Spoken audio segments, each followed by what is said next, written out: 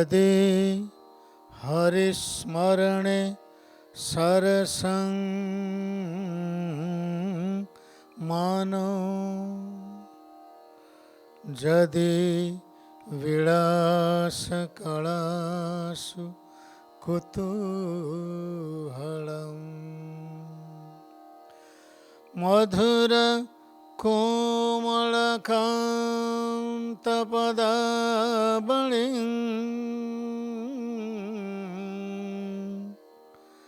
मधुर कोमलकान्तपदावलिं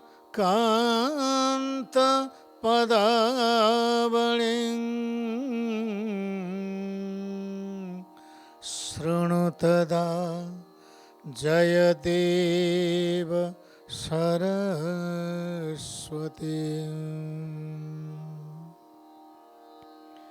ये श्लोकटी श्री जयदेवंक गीत गोविंदर आम समस्ते जानीचे। तेणु आमर जो ओडिसी संगीतर प्रबंध पर्याय प्रसंग रे आम आलोचना करूथिले आज यही महान काव्य संगीत काव्य गीत गोविंद विषय रे। कारण गीत गोविंद गायन मध्य आम ओडिसी संगीत परंपरार एक मुख्य विभाग। तेणु आमर जो प्रबंध पर्यायीकरण होती ता भितर गीत गोविंद को मध्य निया जाइछि। गीत गोविंद कहले से गोटे काव्य को बुझाए एवं आमे जहाँ गाऊ तांकर तार जो गीत गुड़िक अच्छी अष्टपदी बोली मुख्यतः कहती। कारण सबु गीत 8 पदरे रचित होइछि। एइठी गोटे प्रश्न आसवा स्वाभाविक जे गीत गोविंद एक संस्कृत भाषार गोटे काव्य विशेष ताकू संगीत विभाग को कहीं टाणी आनिबा बा संगीत सहित तार कि प्रकार संपर्क अच्छी नहीं जे आमे ओडिसी संगीतर गोटे मुख्य गायन पर्याय बोली नेले। तेणु एटा प्रकृत में संशयर कथा नुह। कारण गीत गोविंद काव्य को तो कह जाए संगीत काव्य बोली। गीत गोविंद गोटे संगीत शास्त्र नुह, से गोटे संगीतमय काव्य। आमे कहू जे विशेष करी ओडिसी संगीत रे गाइबा एवं ओडिसी नृत्य करिबा यार अन्यतम श्रेष्ठ माध्यम है गीत गोविंद। आमे माने गीत गोविंद गायन करिबारे एवं गीत गोविंदर नृत्याभिनय करिबारे आमर गोटे सेटा पवित्र कार्य बोली मन करू। तेणु ये जो गीत गोविंद सहित नृत्य गीत को जोड़ार गोटे मुख्य उद्देश्य है जेतेबेले ये काव्य रचना करा जाइछि तार उद्देश्य ही थिला गीत गाइबा एवं नाचिबा। कहिबार उद्देश्य है भक्तमाला बोली गोटे ग्रंथ अछि ताकू चंद्रदत्त लिखिथिले मिथिलार कवि। से भक्त जयदेवंकर जीवनी चर्चा लिखिचंती सब जीवन जो व्यापक विषय अच्छी से गोटे कथा कहिचंती एकदा जयदेवस्तु मनस्येवमचिन्तयत्। एकदा जयदेव तु मनसी एवं अचिन्तयत्। मनरे गोटे एमती चिंता कले। थरे जयदेव मनरे कौन भाविले ना स्वयं कृतेन गीतेन तोषयिष्यामि अहं हरिम। मु मो निज लेखा गीत रे मु गीत शब्द उपर टिके जोर दउचे एथिपाई जे यह आम संगीतर गोटे विभाग। स्वयं कृतेन गीतेन तोषयिष्यामि अहम हरिम। मो भगवान को बा प्रभु जगन्नाथ को मु निजे मो द्वारा लिखित गीत रे संतुष्टि प्रदान करी बा तोष प्रदान करी। आमर गोटे कथा अच्छे गीतेन प्रियते देव। गीतेन प्रियते देव सर्वज्ञ पार्वतीपति गोपीपति अनंतोपि वंशध्वनि वसंगतः। तेणु गीत मानक द्वारा देवता माने प्रीति लाभ करती बा प्रीत हुंती। ଏବଂ ନିଜେ ଭଗବାନ କୃଷ୍ଣ ଯାହାଙ୍କ ପାଇଁ ଗୀତ ଗୋବିନ୍ଦ ଲେଖା ହେଇଛି ସିଏ ପୁଣି ବଂଶଧ୍ୱନି ବଶଂଗତ, ସିଏ ବଂଶୀର ଧ୍ୱନିରେ ନିଜେ ବଶୀଭୂତ ଥିଲେ ଆଉ ଅନ୍ୟକୁ ବଶୀଭୂତ କରୁଥିଲେ।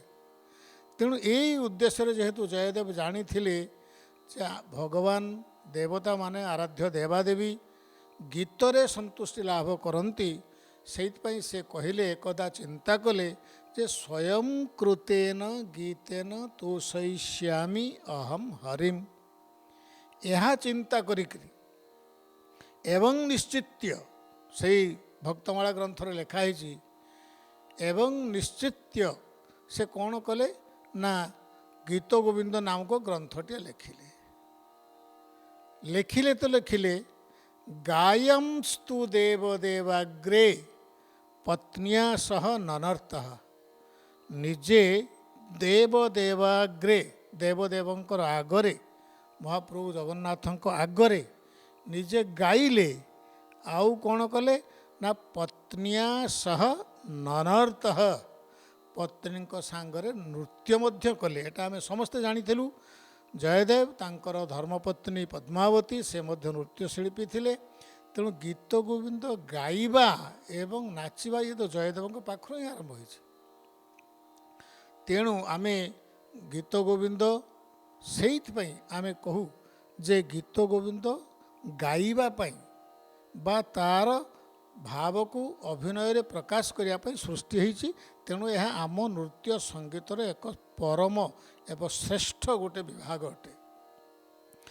ଏଇ ଗୀତ ଗୋବିନ୍ଦର ଆମେ ଯଦି ଚର୍ଚ୍ଚା କରିବାକୁ ଯିବା, ତା'ର ସଙ୍ଗୀତ ସାଙ୍ଗରେ କିଭଳି ଭାବରେ ଜଡ଼ିତ,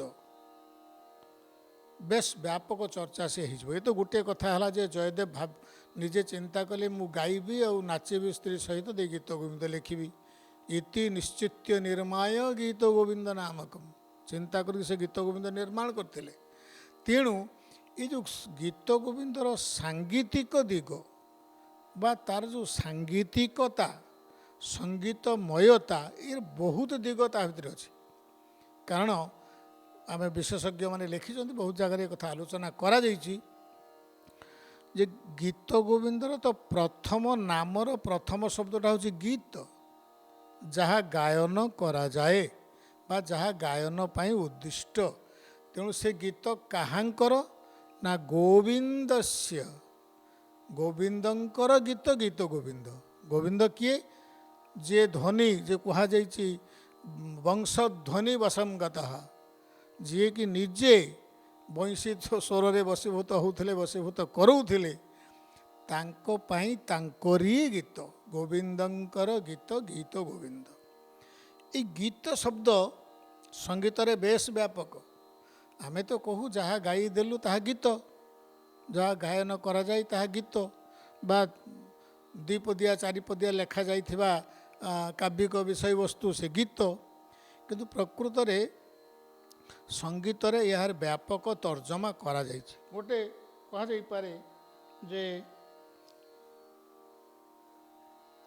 ବିଶିଷ୍ଟ ସ୍ୱର ସନ୍ଦର୍ଭ ହଉ ଗୀତ। ବିଶିଷ୍ଟ ସ୍ୱର ସନ୍ଦର୍ଭ ମାନେ ଯଦି କିଛି ସ୍ୱର ଏକାଠି ହେଇଗଲେ ସିଏ ବି ଗୀତ। ମାନେ ବହୁତ ଜାଗାରେ କୁହାଯାଇଛି ଯେ ଗୀତ ପାଇଁ ହୁଏତ ନିହାତି ଭାଷାର ଆବଶ୍ୟକତା ପଡ଼େ ନାହିଁ। ଆଉ ଗୋଟେ କ'ଣ କଥା କୁହାଗଲା, ରାଗୈର ରଚିତମ୍ ଗୀତମ୍, ଯାହା ରାଗରେ ରଚନା କରାଗଲା ତାହା ଗୀତ। ଏଇଠି ଗୋଟିଏ ବେଶ କୌତୂହଳର ବିଷୟ ଯେ ଆମର ଯେଉଁ ଜୟଦେବଙ୍କର ଗୀତ ଗୋବିନ୍ଦରେ ଯେଉଁ 24 ଗୋଟି ଗୀତ ଅଛି ସେ ସବୁ ରାଗରେ ଲେଖା ହେଇଛି। ରାଗୈର ବିରଚିତ ଗୀତମ୍, ବିରଚିତମ୍ ଗୀତମ୍। ତେଣୁ କେତେ ଗୀତ ଗୋବିନ୍ଦର କେମିତିକା ସାଙ୍ଗୀତିକ ଲକ୍ଷଣ ବା ଗାୟନର କେମିତିକା ଲକ୍ଷଣ ଏଗୁଡ଼ା ଆମେ ଦେଖିବାକୁ ପାଉ।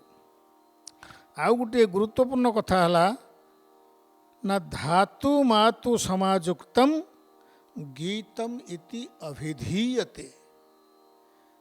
ଧାତୁ ଆଉ ମାତୁ, ଧାତୁ ହେଲା କ'ଣ? ନାଦାତ୍ମକମ୍ ଗେୟମ୍। ଗୋଟେ ଏଇ ଧାତୁ ଶବ୍ଦଟା ଆମର ବହୁତ ଜାଗାରେ ଆସେ। ଯେମିତି ପ୍ରବନ୍ଧ ବିଷୟ ଯେତେବେଳେ ଚର୍ଚ୍ଚା କରିବା ସେତେବେଳେ ପ୍ରବନ୍ଧାବୟବ ଧାତୁ, प्रबंधर शरीर विशेष कहगला। एठी कौन कहगला ना नादात्मकम गेयम, जहाँ नादरे बा स्वरश्रुति रे गायन करी हुए गीतर सी है गोटे पार्ट। धातु आउ मातु मिसिले गीत हम बोली कहगला। तेणु धातुरे कौन रहा ना गायनर वैशिष्ट्य। से नादात्मकम बोले से स्वर हो पारे, श्रुति हो पारे, राग हो पारे, पुणी गायनर केते कौन कला कौशल भी हो पारे। आउ मातु कौन ना गुणालंकार, गुणालंकार वाक्येषु रंजनौजस्विता, जदि रंजन आउ ओजस्विता ओज गुण गुण संबंधी वाक्य कौन कौच ना गुण अलंकार युक्त गुणालंकार वाक्येषु रंजन ओजस्विता, जदि ये जदि यही कथा सब रहिबो ताहले से ताको कौन कहाजिबो ना मातु कहाजिबो, अक्षर कहाजिबो। माने जो गीत पाठटा आम जो कहू तार साहित्य पटटा। तेणु कहुଯାଇଛି जे आमर जो गोटे कथारे आमको कहुଯାଇଛି यह,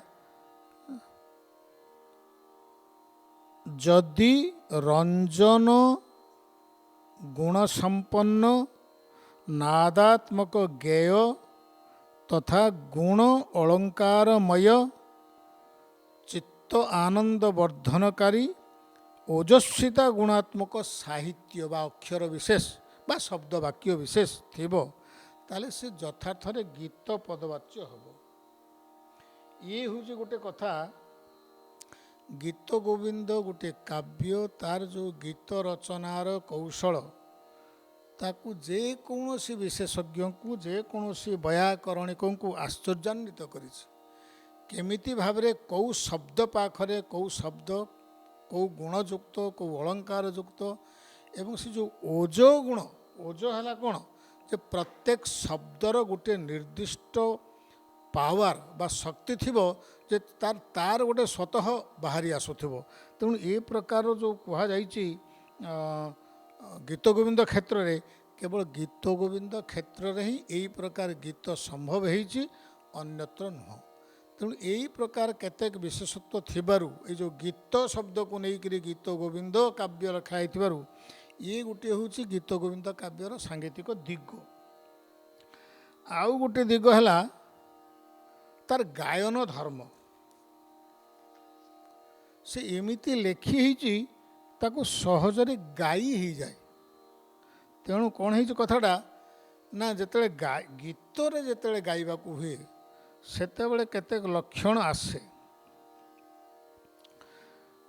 गोटे जगार अच्छी मु कहबी अनेक अनेक टीकारे श्रित कमला कुच जो आम गीतटी फास्ट गीतटी गाऊ फास्ट पदटी श्रित कमला कुच मंडल धृत कुंडल यही दो धाड़ी यही धाड़ी पाखरे गोटे ए बोली लेखाई थाए। अनेक गीत गोविंदर अनेक टीका अच्छी बा अनेक आलोचक लिखिंट जे श्रित कमला कुच मंडल धृत कुंडल ए।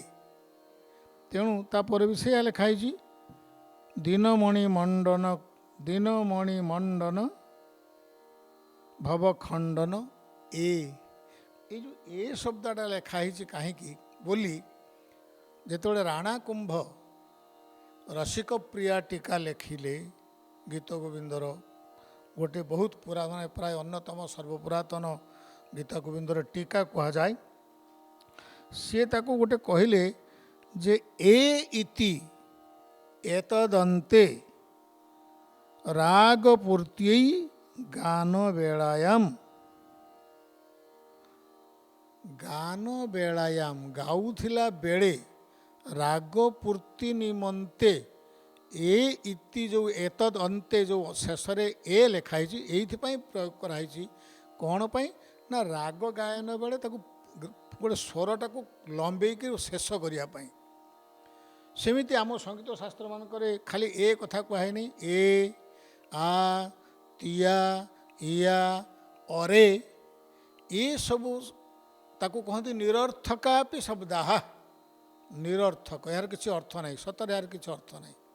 କିନ୍ତୁ ତଥାପି ବି ସେ କହିଛି ନିରର୍ଥକାପି ଶବ୍ଦାଃ ମଙ୍ଗଳବାଚକ, ଏହାକୁ ମଙ୍ଗଳବାଚକ କୁହାଯାଏ। ସେ ପୁଣି କେତେବେଳେ ବ୍ୟବହାର କରାଯାଏ ନା ଏ ଇ ଇତ୍ୟାଦୟ ନିରର୍ଥକାପି ଶବ୍ଦାଃ ତାଳ ପୂର୍ତ୍ତି, ତାଳର ପୂର୍ତ୍ତି ନିମନ୍ତେ। ଆମର ଗୋଟେ ଆମେ ଯେତେବେଳେ ଗୀତ ଗାଉ ସମସ୍ତେ କହୁଛନ୍ତି ନା ବାର କମ୍ପ୍ଲିଟ୍ ହେଲାନି।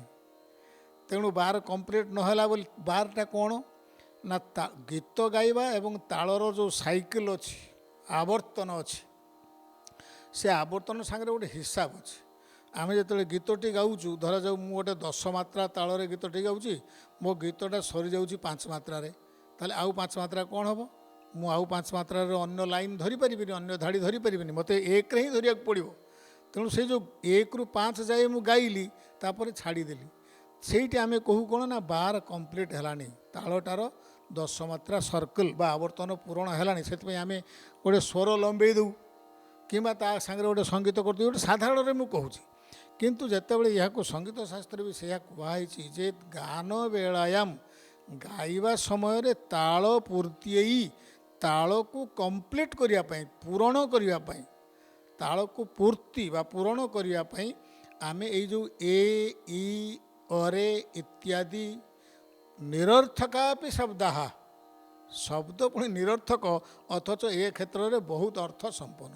ମୁଁ ଯଦି ଶ୍ରିତ କମଳା କୁଚ ଗାଇବି, ଦେଖନ୍ତୁ ଶ୍ରିତ କମଳା କୁଚ ମଣ୍ଡଳ, ମୋର 6 ମାତ୍ରାରେ ସରିଲା, ଅଥଚ ମୁଁ ଗଣୁଛି 4 ମାତ୍ରାରେ, ତାହେଲେ ତାହା ମିନିମମ୍ 8 ମାତ୍ରାରେ ସରିବା ଦରକାର। ତେଣୁ ସେ ଯେଉଁ 2 ମାତ୍ରା ସର୍ଟ ପଡ଼ିଗଲା, ଶ୍ରିତ କମଳା କୁଚ ମଣ୍ଡଳ ଏ 8 ହେଇଗଲା। ତେଣୁ ପ୍ରତି ଧାଡ଼ିରେ ଏ ଲଗା ହେଇଛି। କିମ୍ବା ଆମେ ମୁଖ୍ୟତଃ ଏଇ ଗୀତଟାକୁ ଯତି ତାଳରେ ଗାଆନ୍ତି, ଶ୍ରିତ କମଳା କୁଚ ମଣ୍ଡଳ, ଏଇଠି ଆସି ସରିଗଲା। ଆହୁରି ମୋତେ ରହିଲାଣି ପ୍ରାୟ 7-8 ମାତ୍ରା ବାକି ରହିଗଲାଣି। ତେଣୁ ଆମେ କ'ଣ କରିବା ନା ଶ୍ରିତ କମଳା କୁଚ ମଣ୍ଡଳ ହେ, ପୁରା 14 ମୁଁ କମ୍ପ୍ଲିଟ୍ କରିବି, ତାଳ ପୂର୍ତ୍ତି ହେବ, ତାଳର ପୂରଣ ହେବ, ଦେଲେ ଯାଇକି ଆଉ ଗୋଟେ ଧାଡ଼ି ଗାଇବି। ଇଏ ହେଲା ସଙ୍ଗୀତର ନିୟମ ସାଙ୍ଗରେ ଗୀତ ରଚନାର ନିୟମ। ତେଣୁ ଗୀତ ଗୋବିନ୍ଦରେ ଏ ଲକ୍ଷଣ ଥିଲା। ଏ ଲକ୍ଷଣ ଥିଲା ବୋଲି ଆମେ କହୁ ଯେ ଗୀତ ଗୋବିନ୍ଦ ଗାଇବା ପାଇଁ ବା ତାର ଭାବ ପ୍ରକାଶକ ନୃତ୍ୟ ପାଇଁ ହିଁ ଲିଖିତ ଥିଲା। ସେଇ ଗୀତ ଗୋବିନ୍ଦରେ ଆହୁରି ଗୋଟିଏ ଶବ୍ଦ ଅଛି ଯେ ଶ୍ରୀ ବାସୁଦେବ ରତି କେଳି କଥା ସಮೇତ ମେତମ୍ ଶ୍ରୀ ଜୟଦେବ କବି କରୋତି ପ୍ରବନ୍ଧମ୍, କରୋତି ପ୍ରବନ୍ଧମ୍। ଏ ପ୍ରବନ୍ଧ ଶବ୍ଦ ମୁଁ ଅତୀତରେ ଆମର ଏଇ ସଙ୍ଗୀତ ପାଠଶାଳାରେ ଅନେକ ବାର ବହୁ ବିଷୟରେ ଆଲୋଚନା କରିଛି। ପ୍ରବନ୍ଧ ଆମେ ଜାଣୁ ରଚନା ଲେଖନ୍ତି ପ୍ରବନ୍ଧ, କିନ୍ତୁ ପ୍ରକୃତରେ ସେ ପ୍ରବନ୍ଧ ଏ ପ୍ରବନ୍ଧ ନୁହଁ, ଇଏ ହେଉଛି ପ୍ରକୃଷ୍ଟବଦ୍ଧ ଗୀତମ୍। ଯେଉଁ ଗୀତ ବା ଯେଉଁ ଶୁଦ୍ଧ ଗୀତମେବ ପ୍ରବନ୍ଧମ୍ ଉଚ୍ୟତେ, ସେ ପୁଣି କ'ଣ ହେଇଥିବ ନା ପ୍ରକୃଷ୍ଟବଦ୍ଧ, ଯାହା ଶୁଦ୍ଧ ଗୀତ ତାକୁ ପ୍ରବନ୍ଧ କୁହାଯାଏ। ସେ ପ୍ରକୃଷ୍ଟ ଉତ୍ତମ ଭାବରେ ଉତ୍କୃଷ୍ଟ ଭାବରେ ବନ୍ଧା ହେଇଥିବ। ସେ ବନ୍ଧା ହେଇଥିବ କେମିତିକା ନା ତାର ଧାତୁ ଥିବ, ତାର ଧାତୁ ବୋଇଲେ ସେଠି ଧାତୁ ମୁଁ କହିଥିଲି ନାଦାତ୍ମକମ୍ ଗେୟମ୍, କିନ୍ତୁ ଇଏ ହେଉଛି ଉଦ୍ଗ୍ରାହ, ମେଳାପକ, ଧ୍ରୁବ, ଆଭୋଗ, ଏମିତି ଅଙ୍ଗ ବିଶେଷ ଥିବ। ଯେମିତି ଆମେ ଆଜିକାଲି କହୁଛୁ ଘୋଷା, ପଦ, ଅନ୍ତରା, ପଡ଼ି ଇତ୍ୟାଦି, ଭଣିତା, ଇଏ ଠିକ୍ ସେଇଆ, ଠିକ୍ ସେଇଆ। ଅତୀତରେ ଯେତେବେଳେ ଗୀତ ଗୋବିନ୍ଦ ଲେଖାଯାଇଛି, ସେତେବେଳେ ଗୀତର ଯେଉଁ ଭାଗ ଥିଲା, ସେ ଆଗଟି ଥିଲା ଉଦ୍ଗ୍ରାହ, ତାପରେ ପଦ ଥିବ ମେଳାପକ, ତାପରେ ଆସିବ ଯାଇ ଧ୍ରୁବ, ଘୋଷା, ଏବଂ ଶେଷ ଭାଗଟା ହେବ ଭଣିତା ଏବଂ ବା ଆଭୋଗ। ସେ ଆଉ ଗୋଟେ ବି କଥା ହେଇଛି, ଧ୍ରୁବ ଆଭୋଗୟୋର ମଧ୍ୟେ, ଏଇ ଯେଉଁ ଧ୍ରୁବ କହିଲି ଆଉ ଆଭୋଗ କହିଲି, ତା ଭିତରେ ଯେଉଁ ପଦମାନ ଆସିଲା ତାକୁ ଅନ୍ତରାଭିଧ, ଅନ୍ତରା ବୋଲି କୁହାଯାଏ ବୋଲି ବି ସଙ୍ଗୀତ ଶାସ୍ତ୍ର କହୁଛନ୍ତି। ଆମ ଗୀତ ଗୋବିନ୍ଦରେ ସବୁ ଗୀତ ପ୍ରଥମ ଘୋଷାରୁ ଆରମ୍ଭ ହେଇନି, ଆଗରେ ଅଛି 2 ଧାଡ଼ି ଆଗୁଆ ଲେଖା, ଯାହାକି ଉଦ୍ଗ୍ରାହ ଗୋଟେ ପୂର୍ବ ପ୍ରସଙ୍ଗ ବା ପୂର୍ବାପର ପ୍ରସଙ୍ଗକୁ ଯୋଡ଼ିବା ପାଇଁ ଶ୍ଳୋକଟିଏ ଥାଏ। ଉଦ୍ଗ୍ରହଣ ଆରମ୍ଭ କଲି ଗୀତ ଲେଖିବା, ତାପରେ ବିଷୟବସ୍ତୁ ଆସିବା ପୂର୍ବରୁ ଗୋଟେ ମେଳାପକ, ସେ ଯେଉଁ ପ୍ରଥମ ଥିବ, ଯେମିତି ଆମର ଯେମିତି ଯେକୌଣସି ଗୀତରେ ଅଛି, ଗୀତ ଗୋବିନ୍ଦରେ ପ୍ରଥମ ଦୁଇ ଧାଡ଼ି ସିଏ ଚାଲିଯିବ କ'ଣ ନା ମେଳାପକ, ତାପରେ ଆସିବ ଯାଇ ଧ୍ରୁବ।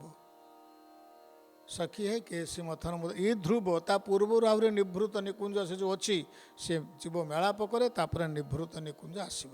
ସଖୀ ହେ କେସି ମଥନ ମୁଦାରମ, ଏଇଟା ସବୁବେଳେ ଧ୍ରୁବ ହେଇଗଲା। ଭଣିତା ଅଛି ବା ଆଭୋଗେ, ଆଭୋଗେ କବି ନାମ ସ୍ୟାତ୍, ଆଭୋଗରେ କବି ନାମ ଥିବାରୁ ତାକୁ ଆମ ଭାଷାରେ ଓଡ଼ିଆରେ ଆମେ ଭଣିତା ବୋଲି କହୁଛୁ। ଏଇ ଯେଉଁ ସେ ତ ଧ୍ରୁବ ଗଲା, ଏଠି ଆଭୋଗ ହେଇଗଲା, ମଝିରେ ଆହୁରି ରହିଲା 6ଟି ପଦ, ତେଣୁ ତାକୁ କୁହାଗଲା ଅନ୍ତରା। ଏବଂ ଅନ୍ତରା ବୋଲି ସଙ୍ଗୀତ ଶାସ୍ତ୍ରରେ ଆମେ ଆମ ଓଡ଼ିଆ ଭାଷାରେ କିମ୍ବା କଥିତ ଭାଷାର କଥା ନୁହେଁ, ଧ୍ରୁବ ଆଭୋଗୟୋର ମଧ୍ୟରେ, ଧ୍ରୁବ ଓ ଆଭୋଗ ଭିତରେ ଯାହା ରହିଲା ତାକୁ ଅନ୍ତରା ବୋଲି କୁହାଗଲା। ଇ ଗୋଟିଏ ଲକ୍ଷଣ ଥିଲା ଯେ ଗୀତ ଗୋବିନ୍ଦର ସାଙ୍ଗୀତିକତା। ଆଉ ଗୋଟିଏ ବଡ଼ କଥା ହେଲା, ସଙ୍ଗୀତ ଯେତେବେଳେ ଗୀତ ଗୋବିନ୍ଦ ଲେଖିଛନ୍ତି ଶେଷରେ ଗୋଟିଏ ଶ୍ଳୋକ ଯେ ଯଦ୍ ଗାନ୍ଧର୍ବ କଳାସୁ କୌଶଳମ ଅନୁଧ୍ୟାନ, ଯଦି ଗାନ୍ଧର୍ବ କଳାରେ କୌଶଳ ଅନୁଧ୍ୟାନ କରୁଛ, ଖୋଜୁଛ। ଗାନ୍ଧର୍ବ କଳା କ'ଣ ନା ଆମ ଭାଷାରେ ସଙ୍ଗୀତ କଳା, ଆମେ ଯାହାକୁ ବର୍ତ୍ତମାନ ନୃତ୍ୟ ଗୀତ ବାଦ୍ୟ ବୋଲି କହୁଛେ, ସଙ୍ଗୀତ ଏତିକି, ସେଇଟା ହିଁ ଗାନ୍ଧର୍ବ ବୋଲି ଅତୀତରେ କୁହାଯାଉଥିଲା। ତେଣୁ ସେ ଜୟଦେବ ଏଡ଼େ ବଡ଼ କଥାଟେ କହୁଛନ୍ତି ଯେ ଯଦ୍ ଗାନ୍ଧର୍ବ କଳାସୁ କୌଶଳମ ଅନୁଧ୍ୟାନ, ଆହୁରି ତା ତଳକୁ ଅନେକ କଥା ଅଛି।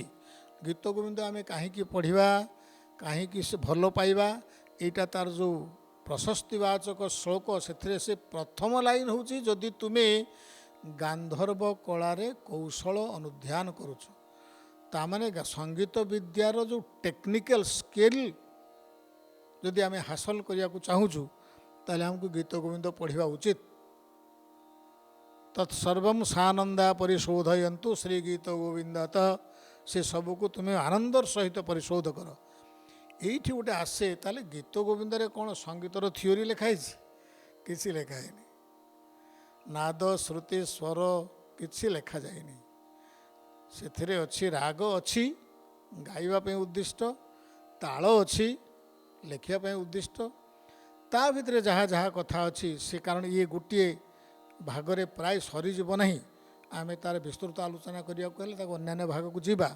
କିନ୍ତୁ ଏଇ ଯେଉଁ ଗାନ୍ଧର୍ବ କଳାସୁ କୌଶଳ ଅନୁଧ୍ୟାନ, ଗୀତ ଗୋବିନ୍ଦ ଗାଇବାରେ, ଗୀତ ଗୋବିନ୍ଦର ଯେଭଳି ଭାବରେ ଏକ ରସମୟ କାବ୍ୟ, ସେଇ ରସରେ ନିଜକୁ ମଜେଇକରି ଏବଂ ଅନ୍ୟକୁ, କାରଣ କୁହାଯାଇଛି ଯେ ଗାଇବା ଲୋକର ଆଉ ଶୁଣିବା ଲୋକର ମନକର୍ଣ୍ଣ ସୁଖାବହ। ଗୀତ ଗୋବିନ୍ଦ ହେଉଛି ଯିଏ ଗାଉଛି ତା ହୃଦୟ ଏବଂ କାନକୁ ସୁଖ ଲାଗୁଛି, ଯିଏ ଶୁଣୁଛି ତାକୁ ବି ସୁଖ ଲାଗୁଛି। ଏଇ ଯେଉଁ ସୁଖାବହ ଗାୟନ ବାଦନ, ଇଏ କେତେ ସ୍କିଲଫୁଲ୍ ହେବା ଦରକାର, କେତେ ସାଧନା ସାପେକ୍ଷ ହେବା ଦରକାର, ବା ଆମେ ତା ପଛରେ କେତେ ଗବେଷଣା କରିବା ଉଚିତ, କିଭଳି ଭାବରେ ଗୀତ ଗୋବିନ୍ଦ ଗାଇବୁ, ଇଏ ଆମକୁ ଗୀତ ଗୋବିନ୍ଦ ଶିକ୍ଷା ଦିଏ। ତାର ଯେଉଁ ପଦ ସଂଯୋଜନା, ତାର ଯେଉଁ ପଦ ଲାଳିତ, ଯାହା କୁହାହେଉଛି ମଧୁର କୋମଳ କାନ୍ତ ପଦାବଳୀ, ଏତେ ମଧୁରିଆ, ଏତେ କୋମଳ, ପୁଣି ଏତେ ମସୃଣ, ତାକୁ ପୁଣି ଆମେ ଗାଇବୁ। ତେଣୁ ଏହାକୁ ଗାଇବାକୁ ହେଲେ ଯେଉଁ ସାଧନା ଦରକାର ବା ଯେଉଁ ସ୍କିଲଫୁଲ୍ ବା ଯେଉଁ ସ୍କିଲ୍ ଦରକାର, ସେଇ ଯେଉଁ କୌଶଳ, ଇଏ କେବଳ ଗୀତ ଗୋବିନ୍ଦ ଗାଇବାରେ ହିଁ ମିଳିବ। ତେଣୁ ସେ କହିଲେ ଗାନ୍ଧର୍ବ କଳାସୁ କୌଶଳମ ଅନୁଧ୍ୟାନମ, ଯଦି ଖୋଜୁଛ ତାହେଲେ ଗୀତ ଗୋବିନ୍ଦ ଆନନ୍ଦର ସହିତ ପଢ଼। ତେଣୁ ଏମିତି ଅନେକ କଥା ଅଛି ଗୀତ ଗୋବିନ୍ଦର ସାଙ୍ଗୀତିକତାକୁ ନେଇକରି। ରାଗ ପ୍ରସଙ୍ଗ ଆସିବ, ତାଳ ପ୍ରସଙ୍ଗ ଆସିବ, ଗାୟନ ଶୈଳୀ ପ୍ରସଙ୍ଗ ଆସିବ, ଆମ ଗାୟନରେ ଶୁଦ୍ଧ ଅଶୁଦ୍ଧତା କଥା ମଧ୍ୟ ଆସେ, ସେ ବି ଆସିପାରେ। ତେଣୁ ଏ ସମସ୍ତ ପ୍ରସଙ୍ଗକୁ ଆମେ ବେଶ ଯେତେ ପୁଙ୍ଖାନୁପୁଙ୍ଖ ଭାବରେ ଭବିଷ୍ୟତ ଭାଗମାନଙ୍କରେ ଆଲୋଚନା କରିପାରିବା, ତାହା ଆମ ପାଇଁ ଭଲ ହେବ। आपातत आज जो गीत गोविंद मु जो गीत गोविंद नामक आमर जो गोटे पर्याय अच्छी ओडिसी संगीत रे जो ओडिसी छांद चंपू चौपदी चौतीसा आम कहीगले गीत गोविंद आरंभ है ये गोटे मुख्य प्रसंग मुख्य पर्याय कारण आम कहू जे जेते जहाँ गीत गाइब गाओ गीत गोविंद न गाइले संगीत सरेनी ये सेमती गोटे गुरुत्वपूर्ण विषय तेणु तार एक गोटे जो मोटामोटी भाव में गीत गोविंद कहीं आम संगीत को आणिले से तो गोटे काव्य थिला बोली मैं कहूली गोटे साहित्य थिला यही सब कारणरू ताहा संपूर्ण भाव में संगीतमय एवं संगीतर तथ्य संगीतर कौशल परिपूर्ण तेणु ताहा आम ओडिसी संगीत रे सारा भारत में गाँव कि आम शुणुचु समग्र भारत में गाँव किंतु ओडिशा रे गीत गोविंद गायन हम ओडिसी नृत्य रे गीत गोविंद अभिनय हम यह समग्र भारतर विशेषज्ञ माने ग्रहण करचंती जे ताहा स्वतंत्र कारण यह महाप्रभु जगन्नाथंकर सेवार संगीत प्रताप रुद्रदेव कही जे गीत गोविंद ठारू अन्य कौन से गीत बोला हेब नाही जगन्नाथंकर केते प्रिय गीत ये आपण माने समस्ते जानती महाप्रभु केमती रत्न सिंहासन छाड़ी के भी चली जाऊे गीत गोविंद शुणा जी गाइला पछरे तेणु ये महान संगीत परंपरा जहाँ ओडिसी संगीतर एक मुख्य विभाग से आम गौरवान्वित आम संगीत से परिमाण में गौरवान्वित आम परवर्ती अध्याय यार राग एवं ताल विषय चर्चा करवा धन्यवाद।